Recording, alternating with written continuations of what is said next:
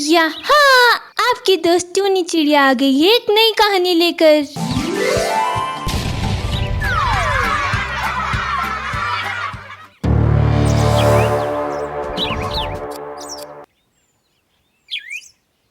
गर्भवती चुड़ैल। ये कहानी एक खूबसूरत से आशियाने की है, जहाँ कई सारे पशु पक्षी और जानवर अपना जीवन बसर कर रहे थे। उसी जंगल में एक गरीब टोनी नामक चिड़िया अकेले अपने घोंसले में रहती थी। कुछ दिन पहले ही एक दुर्घटना के चलते टोनी चिड़िया के पति का निधन हो चुका था। इस समय टोनी चिड़िया गर्भवती थी। उसे इस अवस्था में काफी समस्या का सामना करना पड़ रहा था। वो खुद जंगल में जाती थी और अपने लिए भोजन और साजो सामान लेकर आती थी, क्योंकि उसका अपना इस संसार में कोई नहीं था। एक दिन टोनी चिड़िया जंगल में सामान लेने आई थी। तभी वो जंगल के एक शौचालय में जाती है। तभी उसी शौचालय में एक चोर कालू कौवा आ जाता है, जिसके पीछे कई सारे जंगल के पक्षी और जानवर पड़े हुए थे। अरे साथियों, वो चोर कौवा इस शौचालय में घुसा है। आज इसे हम नहीं छोड़ेंगे। इस शौचालय को चारों ओर से घेर लो। आज वो चोर कौवा बचकर नहीं जाना चाहिए। सारे पक्षी और जानवर उस शौचालय को चारों ओर से घेर लेते हैं। सबके हाथों में लकड़ियां और हथियार थे। तभी अचानक उसी शौचालय से गर्भवती टोनी चिड़िया बाहर निकल आती है, जिसे देखकर सारे पक्षी उसे कालू कौवा समझते हैं और उस पर हमला कर देते हैं। इतने सारे पक्षी और जानवरों की मार खाकर टोनी चिड़िया की वहीं मृत्यु हो जाती है। तभी मंजरी कोयल देखती है। अरे रुक जाओ, रुक जाओ! अरे ये क्या कर दिया हमने? ये कालू कौवा नहीं, ये तो टोनी चिड़िया है। अरे बाप रे, हमने तो इस टोनी चिड़िया को मार दिया। अरे ये हमसे क्या हो गया? ये बेचारी तो गर्भवती थी और हमने इसे इतनी बेरहमी से मार दिया। ये हमसे कैसी गलती हो गई? सारे पक्षी और जानवर वहाँ खड़े बहुत अफसोस करने लगते हैं। तभी वो सब वहाँ से चले जाते हैं। देखते ही देखते कई दिन गुजर जाते हैं। एक दिन आधी रात को वही कालू कौवा जंगल में फिर से चोरी करने के लिए आता है। अरे अब किसके घर चोरी करने जाऊं मैं? तभी कालू कौवे के मुंह के पास अचानक एक रस्सी लटकती हुई आती है। उसे देखकर कालू कौवा हड़बड़ा जाता है। ओए, अरे बाप रे, भूत भूत! कालू कौवा उस रस्सी को भूत समझ रहा था। अरे ये तो रस्सी है।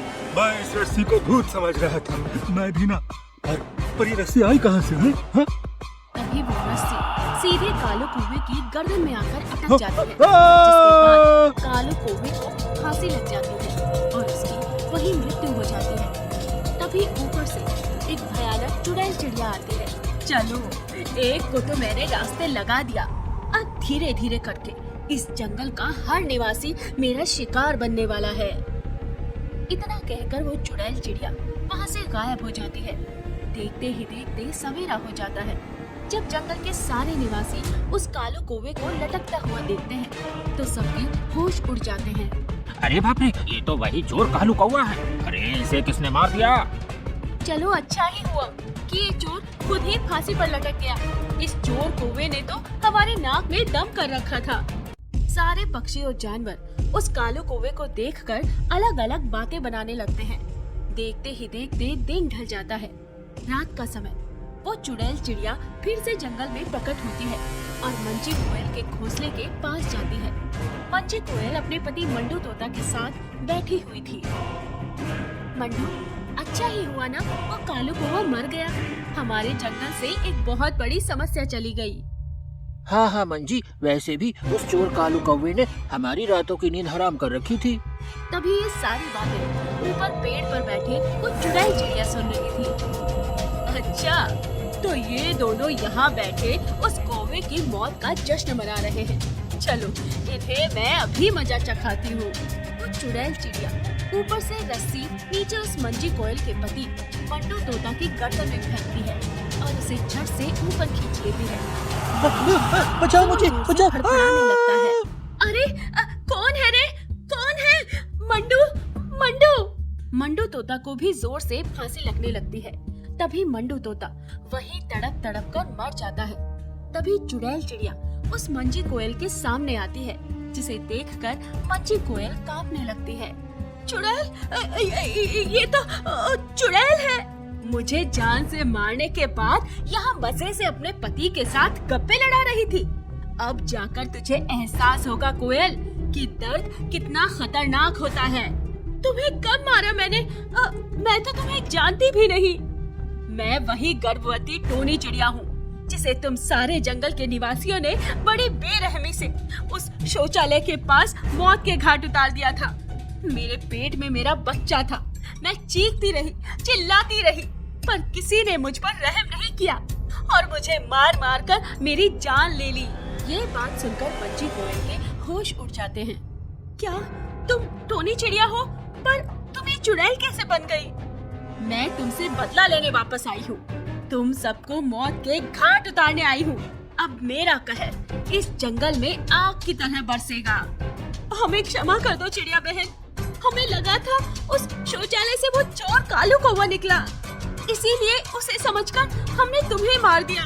हमसे गलती हो गई चिड़िया बहन, हमें क्षमा कर दो। क्षमा तो किसी को भी नहीं मिलेगी। इस जंगल के वासियों ने मेरी संतान को इस संसार में आने से पहले ही मार दिया। अब मैं यहाँ किसी को भी नहीं छोड़ूंगी।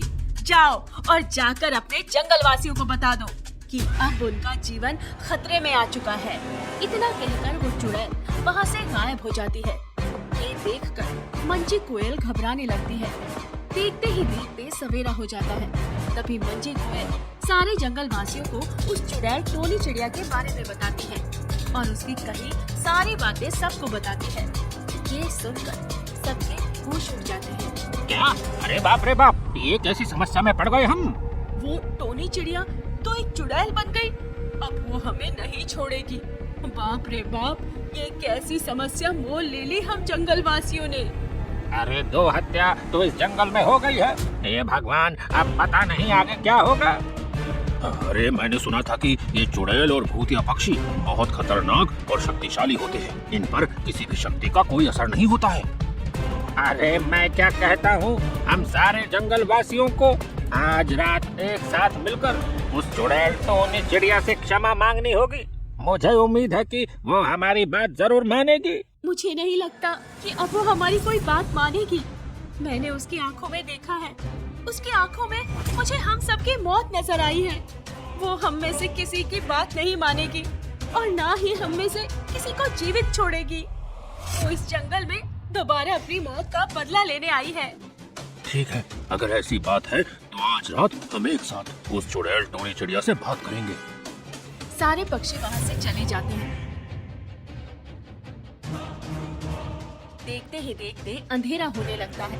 तभी जंगल के सारे जानवर और पक्षियों के बच्चे अचानक से गायब हो चुके थे।